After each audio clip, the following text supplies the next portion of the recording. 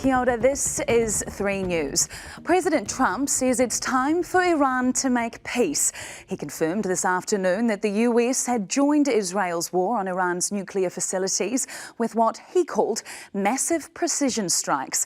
Speaking outside the White House, Trump appeared to issue an ultimatum, calling Iran a bully and saying if it doesn't make peace, future attacks will be far greater. About an hour ago, Iran responded with missiles launched towards Israel. The first indication of this escalation came this morning New Zealand time, as American B-2 stealth bombers were seen by commercial flight trackers flying out over the Pacific. Earlier, Iran's foreign minister said US involvement in the Israel-Iran conflict would be very, very dangerous. Abbas Araghchi was in Turkey for talks with Islamic countries. And as the hostilities continue, our foreign and defence ministers announced a plan to get Kiwis out of the war zone. Senior correspondent Lisette Raymer has the day's developments. Donald Trump didn't need the full 2 weeks to decide. The Commander-in-Chief giving the green light to a mission of seismic significance. These strikes were a spectacular military success. Iran's key nuclear enrichment facilities have been completely and totally obliterated. Iran, the bully of the Middle East, must now make peace. If they do not, future attacks will be far greater and a lot easier. Donald Trump emerged self-declared victorious after hours locked away in the Situation Room, where he ordered an unprecedented escalation in the war between Iran and Israel. The US hitting 3 of Iran's nuclear sites. Our objective was the destruction of Iran's nuclear enrichment capacity and a stop to the nuclear threat posed by the world's #1 state sponsor of terror. One of the blasts targeted Iran's Fordow facility. The highly secretive site, hidden in a mountainside, is key to Iran's nuclear ambitions. Only the US has a bomb capable of destroying the fortified Fordow, able to penetrate 18 metres of concrete or 61 metres of earth before exploding. Suspicions were raised earlier in the day when multiple US B-2 stealth bombers were tracked on the move, the only aircraft that can carry the bomb.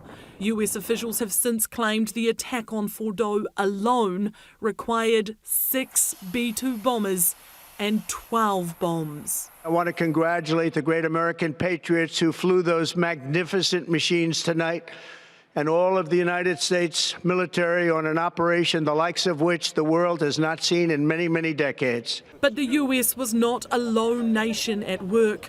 The attack orchestrated with help from Benjamin Netanyahu. We worked as a team like perhaps no team has ever worked before. Israel today declared Trump has written his name in gold in the history books. History will record that President Trump acted to deny the world's most dangerous regime, the world's most dangerous weapons. New Zealand officials learnt the news with everyone else. This is the most serious that I've ever dealt with. And it takes me to the Cuban Missile Crisis, the level of infliction we're talking about. And as the situation deteriorates across the region, our government is deploying a Hercules to assist the 193 Kiwis stranded in Israel and Iran. It will take several days to get to the Middle East from Auckland, with wheels up scheduled for tomorrow. The fear of retaliation is growing by the hour. Iran condemning America's savage assault as this news anchor, speaking next to a map of US bases in the Middle East, announced, "Mr. President, you started it, we will finish it." The President is digging in. Remember, there are many targets left. Tonight's was the most difficult of them all, by far, and perhaps the most lethal. But if peace does not come quickly, we will go after those other targets with precision, speed, and skill. Iran continues to downplay the damage done, but Trump is claiming to have decapitated Iran's nuclear program and will be hoping that's enough to force an end to the war. I want to just say we love you, God, and we love our great military. Protect them.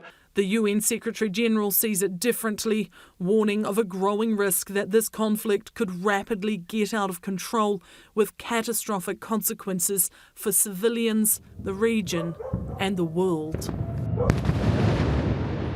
As always, it is the people outside of the most important rooms who pay the price first for the decisions made inside them. So, Lizette, Iran is responding and clearly not choosing peace. No, exactly right, Imogen. It's morning there now, and already the missiles have been flying towards Israel. It's understood that they have managed to breach the air defences again, and multiple people are reported to have been wounded. What will be critical now, what the world is waiting for, is to see whether Iran will respond directly to the US. They have previously threatened that if there were to be a US attack, they would then go ahead and target US bases in the Middle East. So we will wait to see if that does eventuate. Hopefully not. Iran, the Houthis, have said it's just a matter of time. The foreign minister has said that these American attacks will have everlasting impacts. So we are a long way from peace. Lizette, thank you so much.